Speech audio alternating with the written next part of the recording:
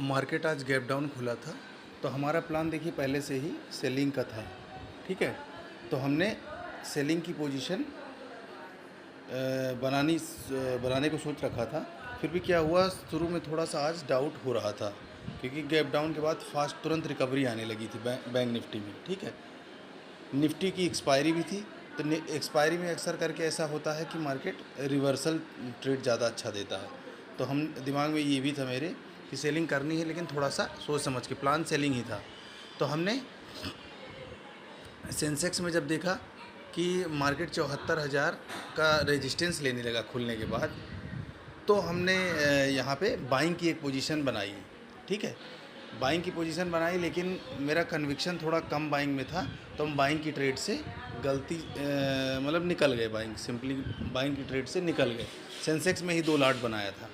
ठीक है, फिर हमने क्या किया, बैंक निफ्टी और निफ्टी में 1 लॉट सेलिंग में ट्रेड बनाया, लगभग 9:43 के आसपास। जब हमारा सेंसेक्स हाई ब्रेक करने के बाद 74,000 को ब्रेकआउट देने के बाद ब्रेकआउट फेल हो रहा था। ठीक है, वहाँ पे हमने सेलिंग का ट्रेड बना लिया। मतलब हमने क्या किया, पहले हमने बाइंग का ट्रेड बनाया, उसके बाद हमने सेलिंग का ट्रेड बना दिया।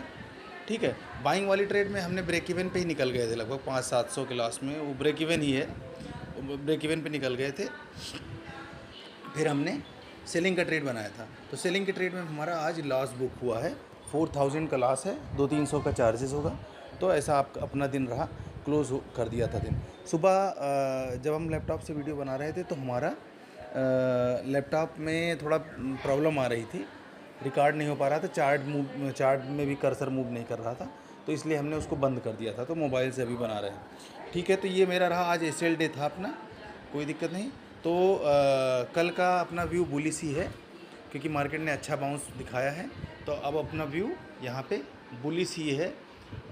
नेगेटिव सेंटीमेंट साइकोलॉजी बनने के बाद हम सेलर के एंट्री के बाद, ओवरऑल सेलर के एंट्री के बाद हम बाइंग साइड का ट्रेड बनाएंगे कल। ठीक है, फ्लैट, थोड़ा गैप अप, थोड़ा गैप डाउन, सभी केसेस में हमारा बाइंग का ही प्लान है। हमने सपोर्ट मार्क कर रखा है 74,450, लगभग 400 के ऊपर आसपास रहेगा। बैंक निफ्टी में भी हमारा 53,600 के ऊपर ही रहेगा। 53,550 भी अगर आ जाता, उसके ऊपर रहता है, तो अपना बाइंग साइड का ही रहेगा, सपोर्ट ही मानेंगे हम। ठीक है, और निफ्टी में भी हमारा ये स्विंग जो बना है वही सपोर्ट है, मतलब 53,400, 23,400 हमारा सपोर्ट है। तो इसके ऊपर जब तक रहेगा